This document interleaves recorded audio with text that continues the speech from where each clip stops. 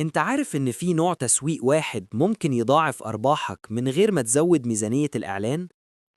لو فضلت معايا في الفيديو ده هتعرف مش بس ما هي أنواع التسويق، لكن كمان ازاي تختار النوع اللي يخلي مشروعك يلمع وسط المنافسين. ما تفوتش الكلام الجاي لأن ممكن يغير طريقة شغلك بالكامل. التسويق هو فن التواصل مع الناس، إقناعهم وبناء علاقة طويلة المدى. وكل نوع من أنواع التسويق ليه طريقته الخاصة في الوصول للجمهور.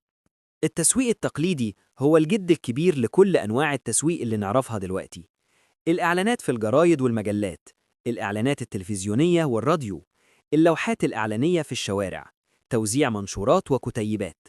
رغم إن التكنولوجيا غيرت اللعبة، التسويق التقليدي لسه موجود وبيشتغل في أماكن معينة. مثلا لو بتستهدف جمهور أكبر سناً أو ناس مش متواجدين كتير على الإنترنت، ده بيكون مناسب جداً. وهنتكلم هنا عن أنواع التسويق الإلكتروني، وهو النجم الحقيقي في العصر الحالي. التسويق عبر السوشيال ميديا، فيسبوك وإنستجرام وتيك توك وتويتر. هنا الجمهور بيتفاعل بشكل مباشر مع المحتوى.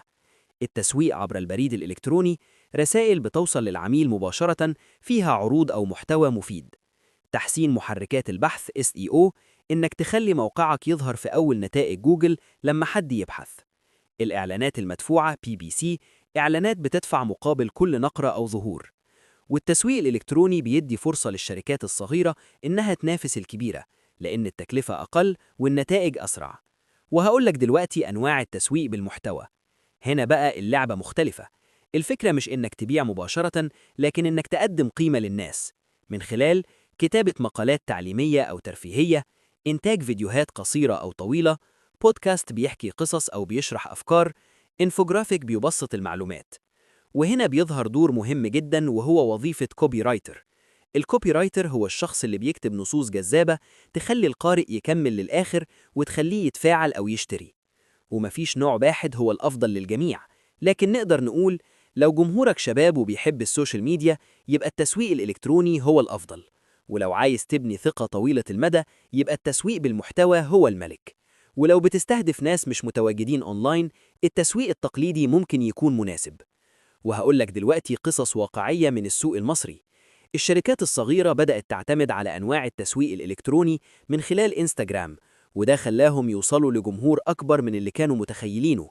والمنصات التعليمية بتستخدم التسويق بالمحتوى عن طريق مقالات وفيديوهات، وبتوظف كوبي رايتر عشان يكتب نصوص مشوقة للطلاب. والمطاعم المحلية لسه بتعتمد على إعلانات ورقية أو لوحات في الشوارع، وده بيجيب نتيجة مع جمهورهم. يلا بينا على وظيفة الكوبي رايتر وتأثيرها. الكوبي رايتر مش مجرد كاتب، هو بيحول الكلمات لأداة إقناع. وإعلان صغير بكلمات بسيطة ممكن يغير قرار العميل. وفي عالم التسويق بالمحتوى، الكوبي رايتر هو اللي بيصنع الفرق بين محتوى عادي ومحتوى خليك تقول واو. وهقولك نصايح عملية للشركات الناشئة. جرب كذا نوع من التسويق وشوف إيه اللي بيجيب نتيجة مع جمهورك. واستثمر في محتوى قوي، لأن ده بيبني ثقة طويلة المدى. ووظف كوبي رايتر شاطر، لأنه هيكون صوت شركتك. وما تخافش من التجربة، التسويق رحلة مش محطة. والشركات الذكية بتخلط بين كذا نوع وبتجرب وبتشوف إيه اللي بيجيب نتيجة. والتسويق هو فن التواصل مع الناس، وكل ما كنت قريب من جمهورك كل ما نجحت أكتر. لو الفيديو ده فادك ولو حتى بمعلومة صغيرة، ما تنساش تعمل لايك وتشترك في القناة عشان يوصلك كل جديد.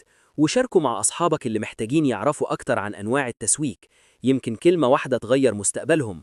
وانتظرنا في الفيديو الجاي اللي هنكشف ليك فيه أسرار التسويق للمحتوى.